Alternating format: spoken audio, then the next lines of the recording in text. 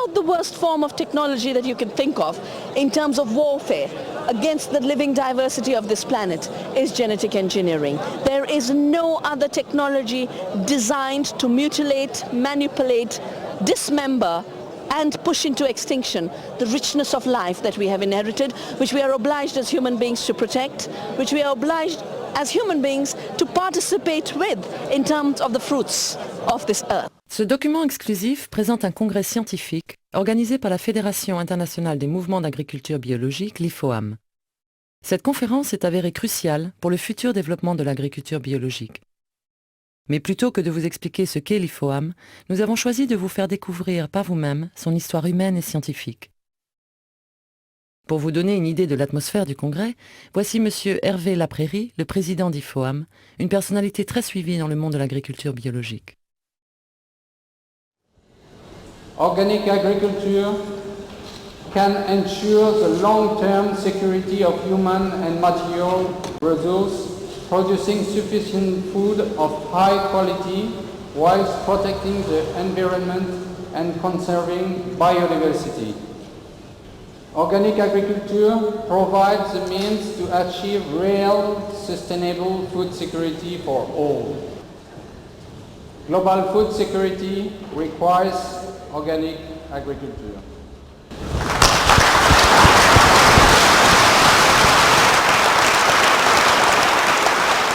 All over the world in the coming years, it's important to make good rules for organic farming. It is important that we give our hands to the people who would like to produce on the organic way. We are just starting now, but as we have seen it in Denmark, and I'm sure also in other countries, the organic way is a good way of that. The IFOAM Basic Standards are, I think, a major asset of our federation. We have a committee of experts that develops proposals and develops these standards on an ongoing basis. These standards have been the major foundation for the EU regulation on organic food. It has been the major foundation where the regulation and the legislation in the United States is built up, and it has been the major document that has been used to work on the so-called Codex Alimentarius regulation from the Food and Agriculture Organization, subgroup of the United Nations, and the WHO, World Health Organization. If you want to see the importance of the IFOAM standards, you may also look at the fact that they have been translated into 17 languages. If you want, you can have it in Russian, in Lithuanian, or even in Thai, and I know friends work on a Kiswahili version. It's a little bit something like our common platform, and I claim that there is no form of agriculture, no method of agriculture that is so clearly defined, and on top of this, that is controlled, that if there's an organic product that claims to be certified organic, you can trust. The title was International Federation of Organic Agricultural Movements. It was a federation of movements, and that what was being done in one place, there should be a means of communication with the other. Well, it created enormous problems because nobody had any money for translations, for travel, for anything, or even really to establish the secretariat, which Natura Progre did establish in the first instance, so that everything had to be done on a shoestring with great difficulties. That particular aspect of IFOAM, the communications, coming here, this was in, I've forgotten the year, I think 72, was it? And all these years later, it has worked brilliantly. I mean, you see here people from all four corners of the globe, and when they go back to their own countries, the people they've met here, the contacts they've made here, the scientific work that they may have heard about, and the practical work of other people in the same field, in the same fields, maybe in different continents, must reinforce their own efforts. I think we should remember that the initiative came from Roland Chevriot, who was president of Natura Progre at that time, and that at the International Congress at Versailles of Natura Progre, he was able to interest other organizations who were represented at the Congress, and that's how it all started.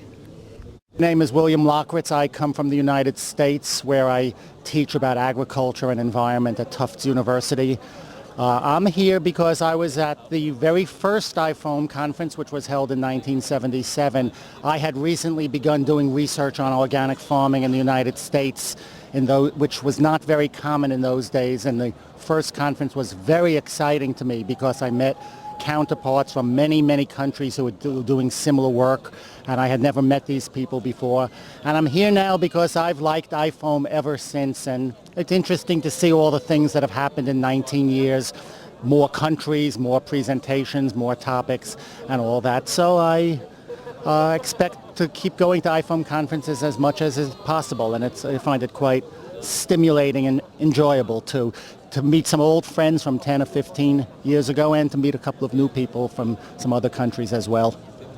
Mi nombre es Javier Bogantes, estudié filosofía y leyes, he estado trabajando como abogado en algunos aspectos ambientales y dentro de los nuevos conceptos que se han generado en los últimos tiempos, como por ejemplo lo que es el Convenio de Biodiversidad de Río de Janeiro, el desarrollo sustentable y todas estas políticas que tienden a salvar lo que es la crisis planetaria, socioambiental, hemos considerado que la agricultura orgánica es fundamental para esto. Je m'appelle Kourougou Banouaga Sylvain.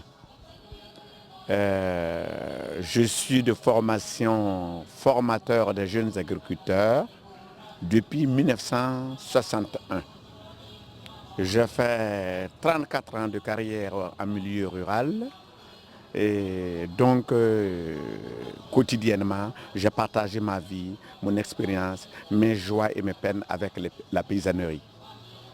Et par la circonstance des choses, j'ai été privilégié parce que depuis 1984, M. Pierre Rabhi a fait connaissance de Burkina Faso, où il a partagé son expérience de paysan sans frontières.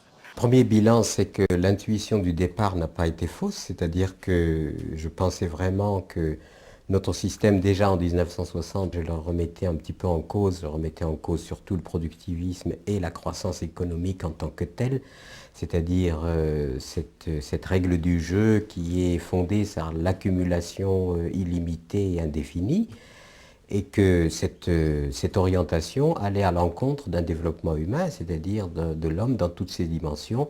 C'est-à-dire que la règle du jeu ne permet pas, en quelque sorte, une répartition équitable des biens produits par l'ensemble de l'effort de l'humanité pour l'humanité elle-même. C'est-à-dire qu'on assistait beaucoup plus à une situation de l'homme contre l'humain, plutôt qu'à un progrès qui aurait été en quelque sorte véhiculé et soutenu par la technoscience pour aboutir à une planète idéale. L'une des grandes questions qui se posaient, c'était le rapport de l'être humain à la terre nourricière. C'est-à-dire cette terre était malmenée, était l'élément qui est destiné à nous faire le plus de bien, à qui on fait le plus de mal, par des pratiques inadéquates, un arsenal chimique dans les sols, un arsenal chimique diffusé dans l'environnement sur les produits que nous devons consommer, une mécanisation de plus en plus lourde parce qu'au fur et à mesure que la Terre se révolte elle-même, essaye de demander, de crier, qu'on comprenne, eh bien, au lieu de comprendre, eh bien, on a affaire à des pratiques de plus en plus violentes. Donc le bilan en matière d'agronomie comme sur tous les autres plans industriels, de l'organisation humaine, eh bien, évolue vers une sorte de déclin, c'est-à-dire vers quelque chose qui est négatif, et sur la dissipation générale des ressources planétaires, la dégradation du système humain, la rupture du lien social, et toutes ces choses-là nous révèlent que nous sommes dans une démarche qui est de type suicidaire. Si nous sommes dans une société telle qu'elle est, si nous sommes dans un mode de production tel qu'il est, tout ce que nous faisons, c'est la révélation d'une conscience. Ce qui changera fondamentalement les choses, c'est quand nous, êtres humains, nous pourrons avoir d'abord partir d'une réflexion sur nous-mêmes et sur ce que nous représentons et ce que nous signifions dans le phénomène de la vie, dans la vie elle-même.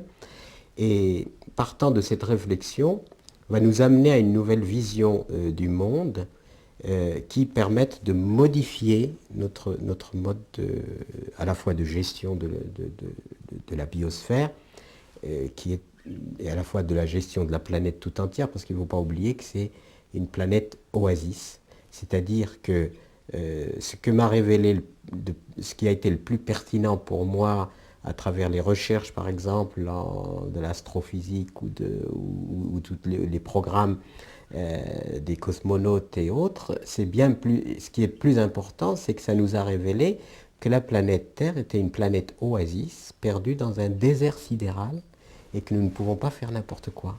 Et que nous n'avons aucun recours nulle part. Ce n'est pas parce qu'on nous promet de vagues voyages vers Mars ou je ne sais quelle planète que ça va être salvateur. Donc nous sommes en quelque sorte soit condamnés à nous entendre et à comprendre ce monde limité et à le gérer en conscience, soit nous n'avons pas cette conscience et nous disparaissons. Quand vous avez une poignée de blé dans votre main, vous savez que vous détenez un potentiel qui est susceptible de nourrir l'humanité tout entière. C'est fantastique.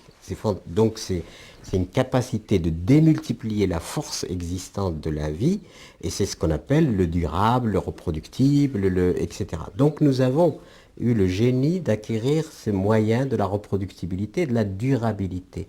Alors ce sont ces connaissances disons, de l'agronomie qui ont permis à des gens dans des milieux complètement arides de créer des îlots de vie, de survie avec l'eau, la terre, le palmier, les 3 étages de culture, vous savez, le palmier avec l'ombre, les arbres fruitiers, le 3e niveau avec les légumes et les céréales, et tout cela dans un système qui est un système clos, qui rappelle un peu la notion de paradis, étymologiquement, lieu, jardin clos. La planète est oasis, et que l'avenir sera à la recréation d'oasis. L'État m'a privilégié puisque c'est avec moi qu'il a amorcé ces différentes formations, ces différents contacts avec les couches sociales, socio-professionnelles du pays. Et fort de cette expérience, l'agrobiologie est devenue pour moi une vocation. Et c'est ce qui m'a amené par aspiration, par amour profond de la terre, de la nature, à fonder ce que j'appelle l'association pour la vulgarisation et l'appui aux producteurs agroécologiques, Nedla Banro au Sahel, en abrégé AVAPAS au Burkina Faso. Et cette association a 3 objectifs. Ces 3 objectifs sont la protection et la restauration de l'environnement, la promotion de l'agriculture durable, la formation et la recherche agroécologique en matière de savoir-faire et de savoir-être. Nous avons aussi d'autres mesures comme la fumure organique. Donc nous utilisons aussi, nous nous évertuons, nous nous attelons à la fabrication du fumier et à la fabrication aussi du compost. Le compost tel que, n'est-ce pas, on va le voir tout de suite, n'est-ce pas, au niveau des diapositives. Bon, là encore, c'est une technique qui est très répandue au niveau du Burkina et du Mali surtout. Dans un premier temps, c'est un sol qui est chaotique, donc un sol très pauvre. Il est question justement de creuser des petites poches. Dans ces poches, on met du fumier ou bien du compost pendant la période sèche. Vous fermez et vous laissez. Et à la période pluvieuse, donc au mois de juin, alors donc avec la pluie, ces composts-là, vous semez sur ces composts dans ces trous. Et là aussi, ça donne une certaine vigueur, n'est-ce pas, à vos cultures. Et là, vous pouvez récolter aussi de très bonnes espèces, telles que le mil, ou bien les arachides, ou toute autre espèce que vous voulez semer. C'est une manière de bien fertiliser nos sols et de bien coloniser les espaces qui sont perdus, qui étaient perdus. Là, vous avez un champ de gombo, et là, il faut aussi mettre beaucoup de fumier et de compost là-dessus. Et en ce moment, il n'y a pas de problème, ça grandit. Bon, évitez donc de mettre uniquement la poudrette de vache ou bien d'animaux, sans qu'elle ne soit transformée. Parce que si elle n'est pas transformée, comme je vous l'ai dit, elle brûle plutôt vos jeunes plantes. Vraiment de fabriquer ces composts pour cette matière d'humus-là. Bon, donc on va voir comment est-ce que nous fabriquons à peu près ces composts. Bon, c'est ça, les principaux éléments. Donc vous avez les végétaux, la matière végétale. Bon, ça dépend. Et donc il y a l'eau, la substance indispensable pour la décomposition. Il y a les déchets animaux. Donc si vous prenez la boue des vaches par exemple, c'est ça. Et ensuite vous prenez les végétaux. Bon, c'est ça. Et vraiment, ça ce sont donc les trous dont je vous parle. Si vous voulez, alors vous pouvez commencer par ces premiers trous. Donc si vous commencez par ces premiers trous, le mélange qui est là, dans 15 jours, donc vous le transférez ici. Et 15 jours après, vous le transférez ici.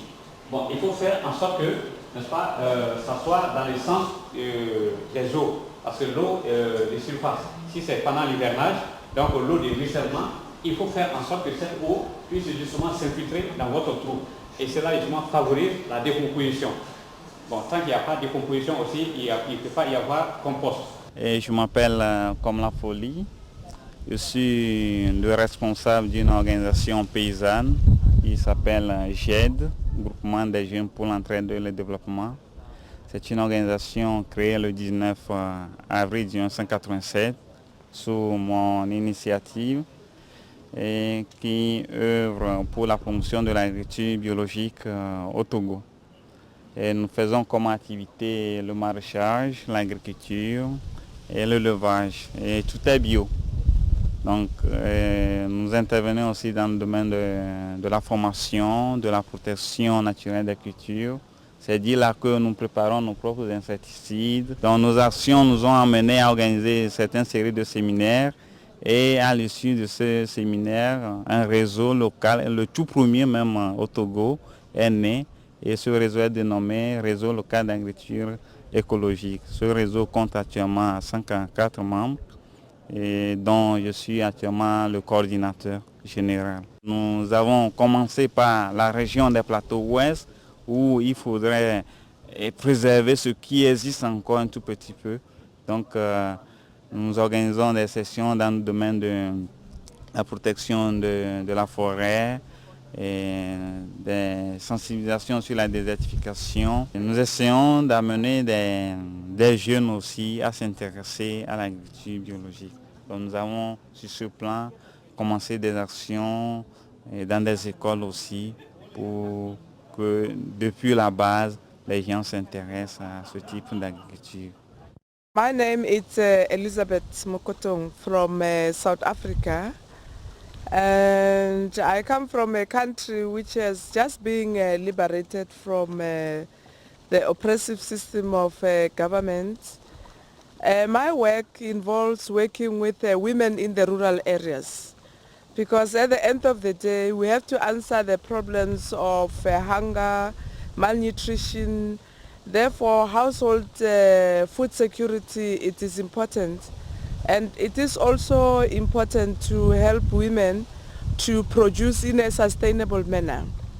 In my country, there is still a lot of high intensity agriculture, but the agriculture there, it's not done the correct way because there is still high reliance on chemical fertilizers. And that we feel as women and people working now in new perspectives, which I think the government is moving towards, is that we've got to move to more sustainable methods of production, like the organic agriculture, because definitely it does have an earth enhancing qualities. It does guarantee the future of the coming generations. And also it improves the quality of life as a whole, the health of the nation, the environmental health, and it creates sort of a healthy nation and therefore reduces a lot of economic stress. It also can create very big markets for developing countries because people still have to to do a lot of economic activity. And organic agriculture solves the problems also of unemployment, because it's an intensive agriculture and it needs a lot of people to be involved. Therefore, for us, this is the science of the future.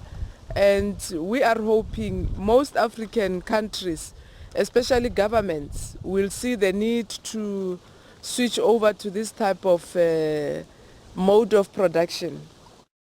My name is Li Zhenfang from China, a country with 1.2 billion population and over thousands of years agricultural history. And one of the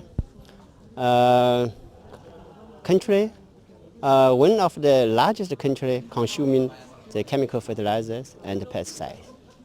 And a country with the just start its organic agriculture movement.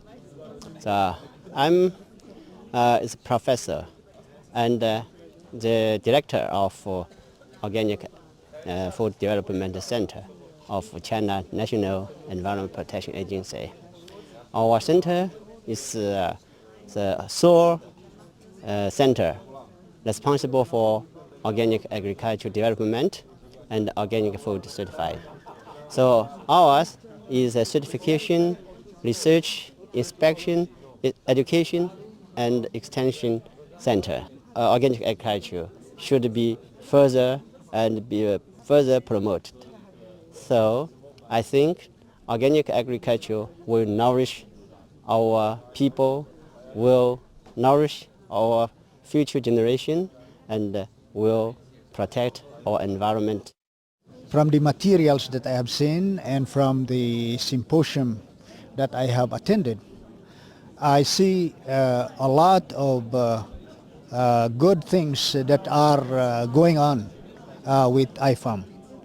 And I believe that their insistence on the principles and the potential of organic farming and the many case studies that have been conducted from many places of the world are very useful materials in taking a surer, a clearer grasp, of what organic agriculture can do in the overall effort of producing the food that is required not only by people in the locality but also by the people in the world.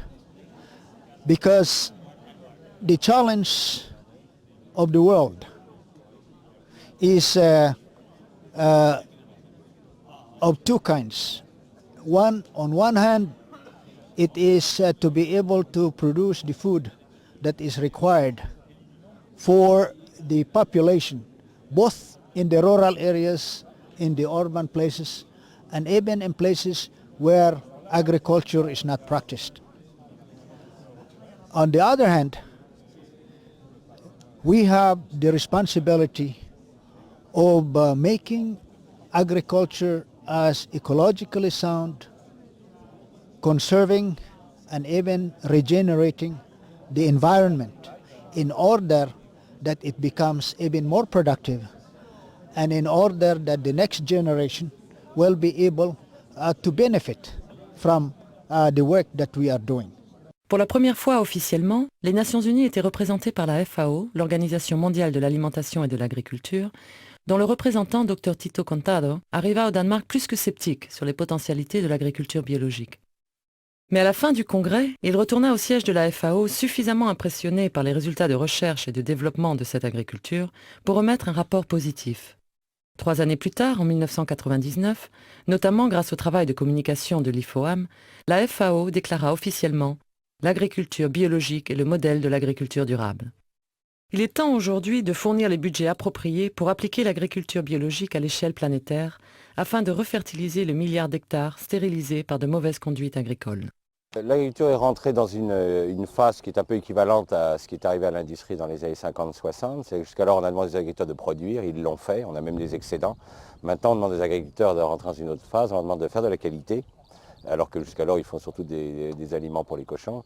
On leur demande aussi de protéger l'environnement et en particulier d'arrêter cette érosion qui se passe. Le monde agricole a été positionné par les économistes dans le secteur primaire, ce qui est totalement absurde, c'est-à-dire qu'on les a mis dans le même secteur que le pétrole. D'ailleurs, on ne les appelle plus des paysans, des hommes qui font le pays, on les appelle les exploitants agricoles, alors que c'est faux, l'agriculture est un secteur secondaire qui gère un capital qui s'appelle le sol.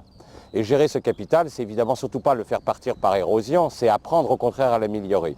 Et l'agriculture, quand on la fait bien, on doit avoir plus de sol après avoir travaillé qu'avant. Alors pour ça, on a un véritable défi dans ce millénaire, c'est mettre au point une agriculture qui ne soit pas érosive, ce qui n'a jamais été réalisé, puisque en 6 millions d'agriculture, nous avons créé 2 milliards d'hectares de désert. Et à l'heure actuelle, nous désertifions la planète à vitesse de 10 millions d'hectares par an. Donc on est dans une situation qui est très claire. À l'heure actuelle, nous déforestons 17 millions d'hectares de forêts vierges dans le monde, ce qui est en train d'entraîner des bouleversements climatiques avec des remontées d'ouragans jusque dans les zones tempérées. Donc ça, ce ne sera pas tenable très longtemps, parce que jusqu'alors les ouragans cassaient les taudis des villes d'Amérique centrale, on s'en fichait. Quand ça commence à casser les chalets suisses, les économistes ne trouvent plus ça très drôle. Donc d'une part, ça perturbe notre climat et nous créons 10 millions d'hectares de désert. Donc nous avons un bénéfice de 7 millions d'hectares chaque année supplémentaire conquis sur la nature. Et nous augmentons la population de 90 millions d'habitants, ce qui nous fait que 700 mètres carrés par habitant qui arrive en plus sur la planète. Or, c'est la norme que l'OMS donne pour la famine. Donc la seule chose que nous offrons aux nouveaux arrivants, c'est une surface pour crever de faim. Donc le résultat, c'est que plus de la moitié de la population est en état de malnutrition et l'érosion prend des proportions dramatiques puisque l'Europe, à l'heure actuelle, un pays comme la France, perd maintenant plus de 30 tonnes de terre par hectare et par an, alors que l'on perdait à peu près 2 à 3 tonnes au début du siècle. Donc il faut inventer une nouvelle agriculture et l'idée fondamentale qui est en train de faire bouger beaucoup les agriculteurs, c'est pour ça qu'ils sont là aujourd'hui, c'est de prendre la nature comme exemple, puisque la nature, elle, travaille sans érosion et travaille depuis extrêmement longtemps. Le plus vieux modèle biologique connu sur Terre, c'est la forêt de Bornéo. Elle a 150 millions d'années, elle reçoit 10 mètres d'eau par an et elle continue à faire pousser des arbres de 80 mètres de haut. C'est-à-dire que la nature, elle a résolu une chose que l'homme ne sait pas faire, elle a bouclé le système sol-plante, elle fonctionne sans perte. Sans perte de sol, sans perte de fertilisants. Donc ce qu'on essaie de faire aux agriculteurs, de le développer au niveau agricole, c'est développer des stratégies de travail de la terre sans y toucher, sans l'éroder. Alors comment on fait? Puisque la nature, dès qu'on met de la terre à nu, la recouvre de végétation, et c'est pour ça que la nature ne veut pas qu'il y ait d'érosion, donc en fait de lutte contre cette érosion en remettant de la plante, il faut arrêter le labour, arrêter de mettre cette terre à nu, de la faire détruire par le soleil et par les charrues, et on développe des engins qui sont capables d'installer nos cultures dans de la végétation. Donc l'idée, c'est de définir des itinéraires où la terre n'est plus jamais à nu, elle est toujours protégée par de la végétation, et donc après chaque moisson, nous installons tout de suite une plante, au lieu de mettre la terre en plein soleil pendant tout le mois d'août, on met une plante, cette plante, on les appelle des plantes pompes, on les choisit pour leur capacité de récupérer les engrais qui sont en profondeur, de les remettre en surface, et dans ces plantes debout, au mois d'octobre, sans les coucher, rien du tout, on rentre directement avec le semoir, et on installe notre céréale d'hiver. Comme cette plante a récupéré énormément d'engrais dans le sol, eh bien on peut travailler avec très peu d'engrais, on arrive à diviser par 3 les doses d'engrais. Comme cette plante couchée au sol empêche les mauvaises herbes de pousser puisqu'elle protège le sol, fait un mulch, on n'a plus besoin d'herbicides, on arrive à faire des cultures sans herbicides, donc comme les agriculteurs biologiques. Donc c'est des itinéraires qui sont extrêmement intéressants parce que réducteurs de pesticides, réducteurs d'engrais, protecteurs du sol par des végétations, simplification du travail. Au lieu d'avoir la charrue qui est suivie d'abord à des chômeurs, ensuite la charrue, puis des machines pour casser les mottes, et puis des machines pour préparer le lit de semences, on fait qu'un seul passage avec un semoir qui implante directement. Donc au lieu de dépenser des 150, 170 litres de fuel hectare, on fait des passages à 35 litres. L'agriculteur a besoin de s'acheter qu'un petit tracteur de 90 chevaux. Il a son semoir, sa moissonneuse batteuse, donc c'est extrêmement économique pour lui. Donc on se rend compte que ça permet à l'agriculteur de récupérer ses marges, donc de vivre mieux, donc de survivre dans ce monde qui est assez dur, dans cette mondialisation. Et ça lui permet en même temps de retrouver son sol, de le protéger, de protéger son capital, qui pour le moment, on estime que chaque agriculteur en France perd à peu près 300 à 400 francs de sol tous les ans. Donc c'est une perte sèche qui n'est jamais comptabilisée d'ailleurs dans le bilan de l'agriculture. Personne ne parle du prix que coûte le départ de la terre, mais c'est un coût, c'est un coût, alors que là, on lui permet non seulement d'arrêter de perdre de la terre, mais même d'en refabriquer, puisque les plantes vont réattaquer la roche et vont permettre à nouveau au sol de naître. Donc c'est des itinéraires très choquants pour les agriculteurs, parce que jusqu'alors, plus ils avaient de charrues, plus ils labouraient profond, plus ils avaient l'impression d'être de vrais agriculteurs. Là, au contraire, on leur dit non, non, pas du tout. La paille, on va la laisser debout. On ne va récolter que les épis, donc la moissonneuse-batteuse dépense très peu de fuel, elle ne se fatigue pas à broyer la paille. Dans cette paille debout, on plante la culture pompe.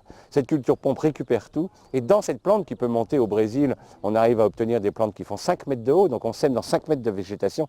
C'est des modèles très choquants psychologiquement pour les agriculteurs. Mais une fois qu'ils ont compris l'intérêt de ces itinéraires, bon, ils s'y intéressent et c'est pour ça qu'il y a tellement de gens aujourd'hui. C'est qu'on nous traitait de fous il y a 5 ans. Et puis maintenant, ça y est, ces itinéraires viennent en France. Alors nous sommes très en retard par rapport aux pays tropicaux. Dans les pays tropicaux, cette stratégie où là-bas, la violence du climat entraîne des érosions beaucoup plus graves, on a arrêté complètement l'érosion. Et ce qui est intéressant dans ces techniques, c'est qu'on peut les appliquer pour les petits agriculteurs. C'est-à-dire qu'au lieu qu'ils mettent le feu, qui est le drame de toute la zone équatoriale, on leur fait au contraire faucher la savane au lieu de mettre le feu dedans. On laisse cette savane coucher sur le sol. Et là, avec des cadres à planter, on leur apprend à planter directement au milieu de la savane. C'est la savane qui leur sert d'herbicide. Ils sont trop pauvres pour s'acheter des herbicides.